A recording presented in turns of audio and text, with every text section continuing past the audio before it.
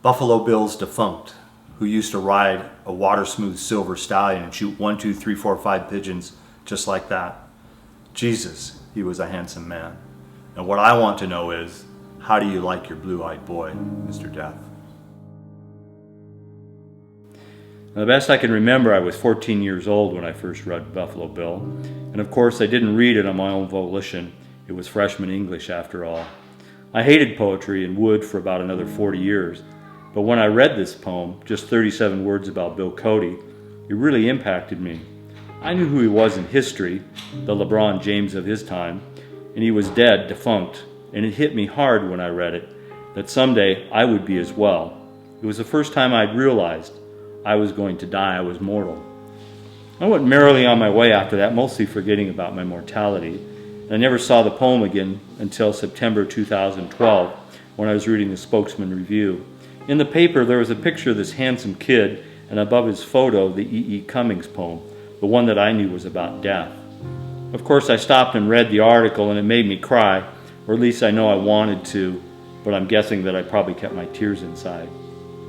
You see, this 14-year-old boy had killed himself shockingly out of nowhere, leaving his parents and his brothers to try and figure out why.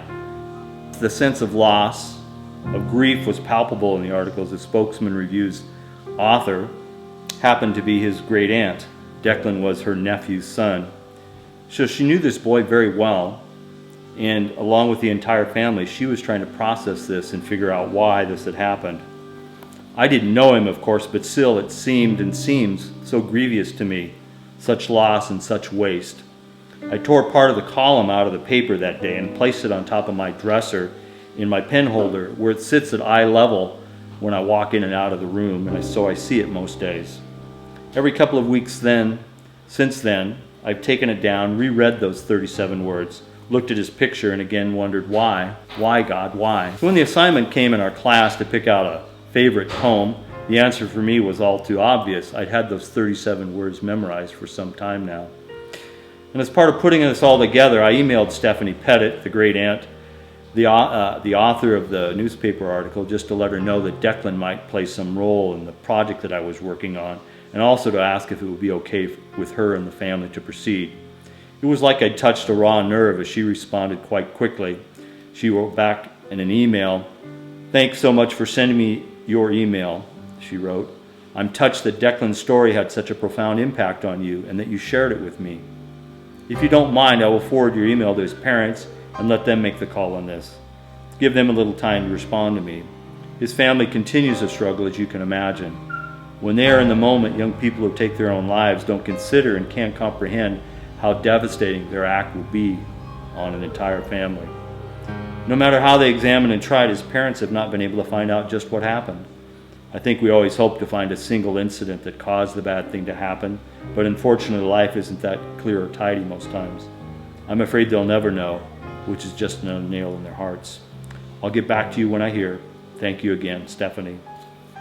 I ended up shortly thereafter talking to Declan's father, Sean, when he called me.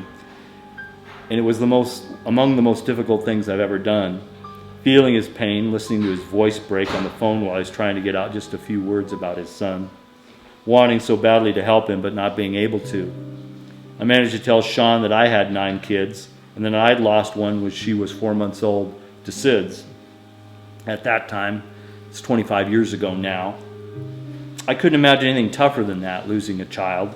And I actually remember thinking to myself, if this is what it was like after just a couple of months together, of memories that we shared, what would it be like after years of life? Or 14 years? I can't imagine, I just can't. And one of our requirements as part of the project is to compose a similar kind of poem to the one that we've chosen, and I've written one about Robin Williams. I think it works pretty well. It makes sense. As a national figure like Buffalo Bill was, and because this comedian committed suicide like Declan did, another natural tie-in. But truth be told, I'd really rather write a poem about Declan, but I can't, at least for now.